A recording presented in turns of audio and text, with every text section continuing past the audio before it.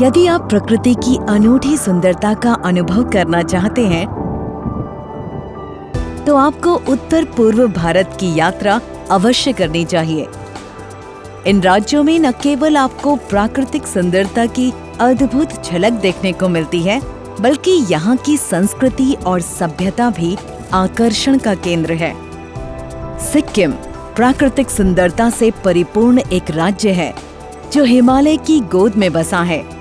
एक ऐसा राज्य जहाँ बर्फ से ढके विशाल पहाड़, झील, झरने, रंग बिरंगी घाटियाँ और दिलकश नज़ारे मिलकर अपनी खूबसूरती बयां करते हैं। दुनिया की तीसरी सबसे ऊंची पर्वतीय श्रृंखला कंचनजंगा इस खूबसूरत राज्य सिक्किम में ही स्थित है और यहाँ के लोग इस श्रृंखला को एक पवित्र स्थान मानते हैं।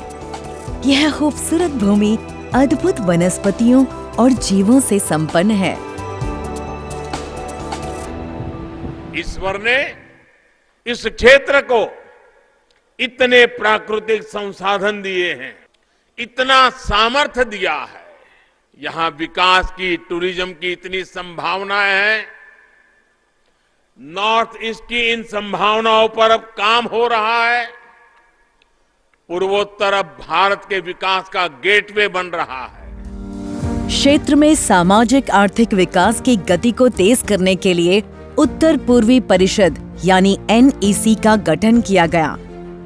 इसके बाद 2001 में पूर्वोत्तर क्षेत्र विकास विभाग यानी डोनर का गठन किया गया, जिसे 2004 में एक पूर्ण मंत्रालय का दर्जा दे दिया गया। इस संरचनात्मक सुधार के साथ NEC डोनर मंत्रालय के अधीन आ गया।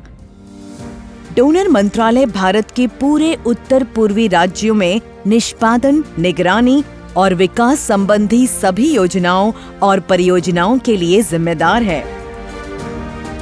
उत्तर पूर्वी परिषद के अध्यक्ष माननीय गृह मंत्री श्री अमित शाह हैं, जिन्होंने माना कि सरकार पूर्वोत्तर क्षेत्र को देश का नया विकास इंजन बनाने के लिए पूर्ण रूप से प्रतिबद्ध है। केंद्र में नरेंद्र मोदी सरकार नॉर्थ ईस्ट के सर्वांगीण विकास को समर्पित सरकार है और नॉर्थ ईस्ट के सर्वांगीण विकास के बगैर भारत का विकास नहीं हो सकता, ऐसी मूल मान्यता नरेंद्र मोदी सरकार की है। NEC के उपाध्यक्ष उत्तर पूर्वी क्षेत्र के विकास मंत्री श्री जी किशन रेड्डी हैं।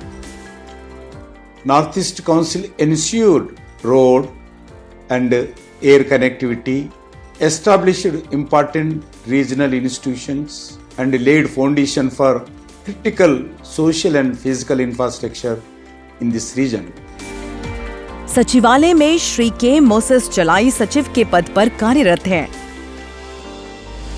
पिछले 50 वर्षों में NEC ने इस क्षेत्र में RIMS, BBCI, RIPANS, RIPSAT, NAREST, NERCRMS, NECBDC, NEPA, NERIWALM, NEHHDC और नैरामैक जैसे प्रतिष्ठित संस्थानों की स्थापना में महत्वपूर्ण भूमिका निभाई है। उत्तर पूर्वी परिषद ने सिक्किम के कई क्षेत्रों में अपना अहम योगदान दिया है।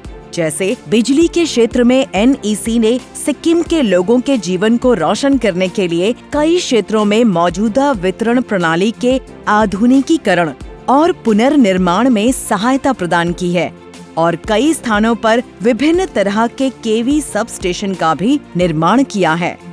परिवहन और संचार क्षेत्र में NEC ने उन सभी प्रमुख सड़कों का निर्माण किया जो कई गांवों को जिलों और बाकी राज्यों के साथ साथ राज्य की राजधानी से भी जोड़ती है।